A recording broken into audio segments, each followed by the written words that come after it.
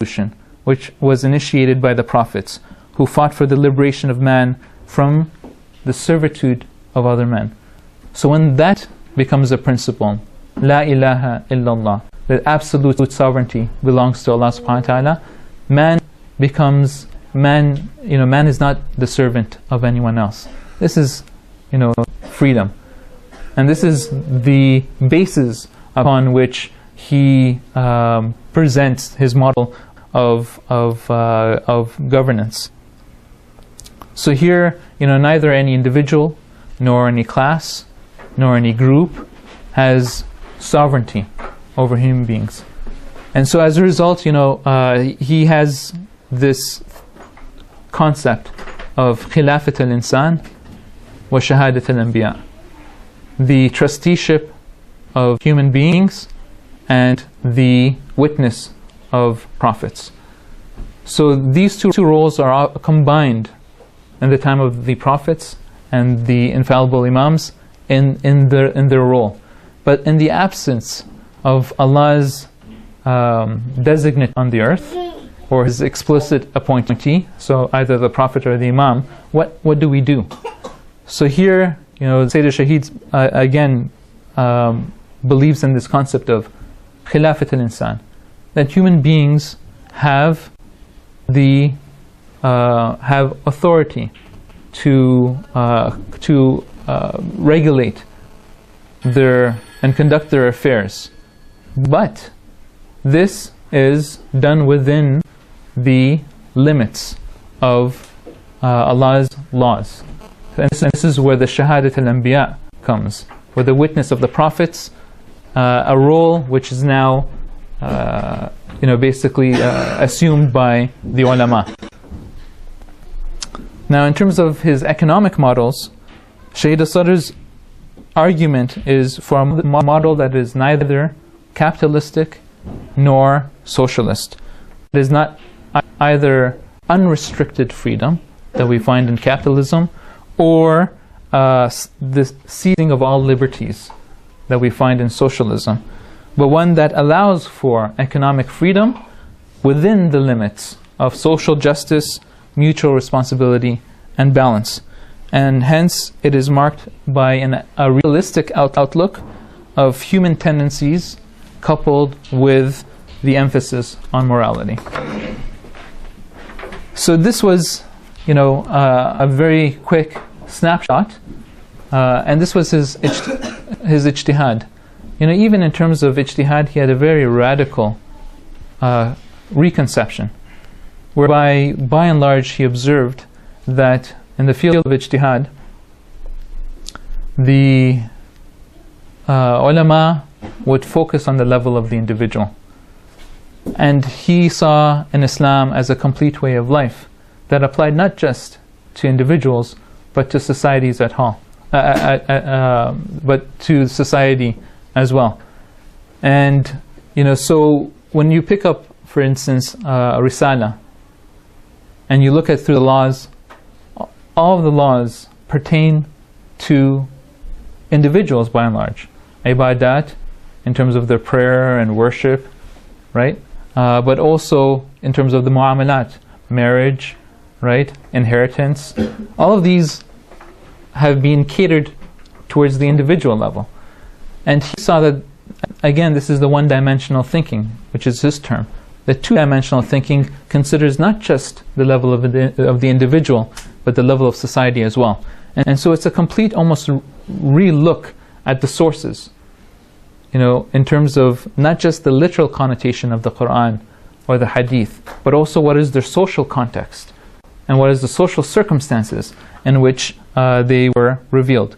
So an example, and just to give an example of this, is the banking system, which is based on usury. And this is part of the socio-economical actuality of today. Banking system that is based on usury and interest.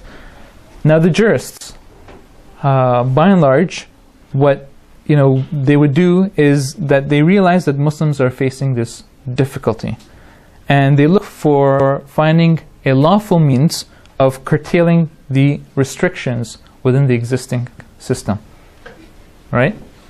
How do I get a mortgage? Am I able to deposit in a bank, right? But the Sayyid al-Shaheed says, and I quote, actually, the jurist should have realized that the real problem is the interest banking system itself, and that is a social problem. So he sees that, that the ijtihad cannot be done simply at the level of the individual. It must be done also at the level of society. That you may have addressed something for the individual, but the problem may still persist for society. And so, as a result of this, you find that the arena of ijtihad expands considerably into such things as politics, economics, medical ethics, environmental ethics. All of these become arenas for fatwa and ijtihad. And he begun that process of thinking, applying ijtihad to the social realm, which is immense contribution. It's a radical reconception of ijtihad. And this is what comes to, the often understood model of the Council of Maraja. Often people say, Sayyid al Sadr espouses this view of a Council of Maraja. Why? Because when ijtihad applies to this vast arena that touches on all aspects of life, no one individual can be an expert in everything. And so, when you have expertise focused on individuals who gained that expertise, he believed that as opposed to having an individual marja'iyah, that this should become an institution of marja'iyah. And so again, this is the beautiful mind of his, which was fairly independent.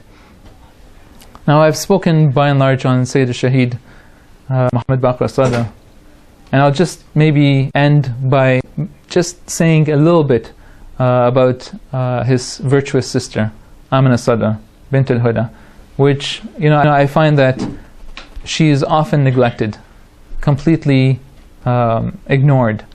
That a lot of these programs haven't given her justice either. And her concern too was a concern of the society, and for society to turn itself toward the ideal.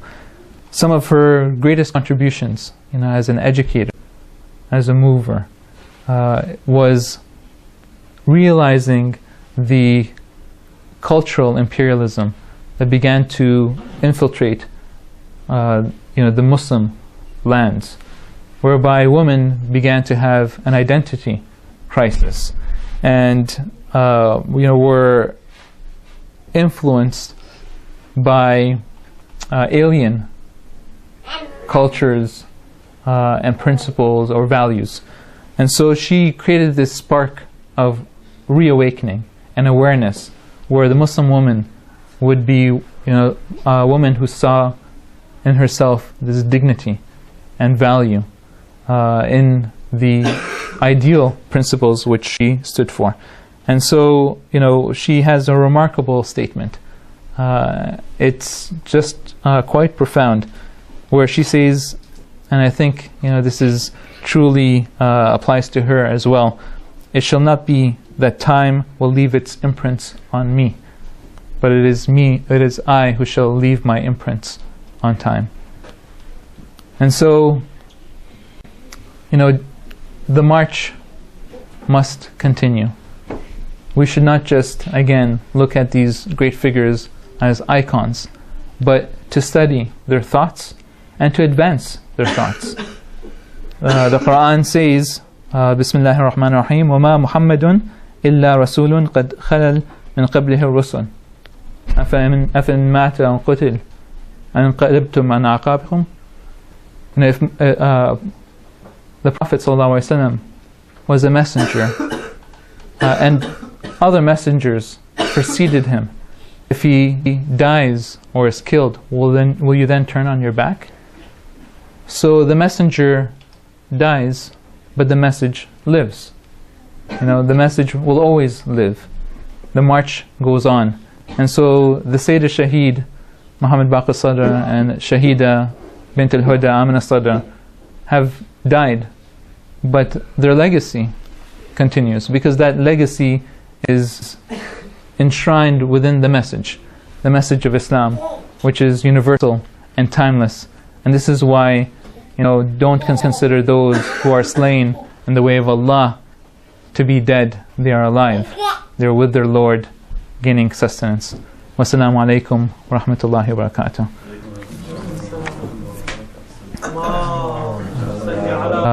Presents his model of governance. So here, neither any individual, nor any class, nor any group has sovereignty over human beings.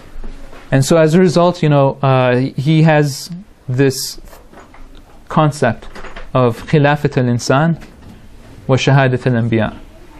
The trusteeship of human beings belongs to Allah subhanahu wa ta'ala. Man is not the servant of anyone else. This is, freedom. And this is the basis upon which he thinks, and the witness of prophets. So these two roles are combined in the time of the prophets and the infallible imams in their role. But which was initiated by the prophets, who fought for the liberation of man from the servitude of other men. So when that becomes a principle, La ilaha illallah, the absolute sovereignty